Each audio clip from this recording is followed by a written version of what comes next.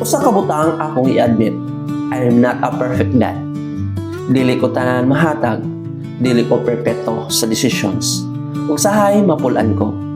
Pero usa ka butang akong sigurado, I plan so my kids won't carry my burdens.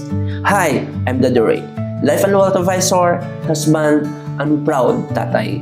And today, I'll share why planning is one of the greatest gifts we can give our kids. 1. Because life is uncertain. We don't know unsay mahitabo ugma, pero kung naatay plano, bisan unsa pay mo abot, dili mabugatan ang pamilya. 2. Because love protects. Dili lang love no words, but love na with action.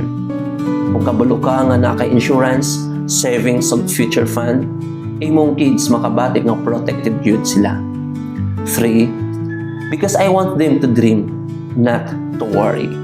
Dili unta sila magdala sa akong utang or akong pagkulang. Gusto na ko nga ilang hunahuna focus sa ilang future, dili sa akong mga problema. That's why I plan, because real love thinks ahead.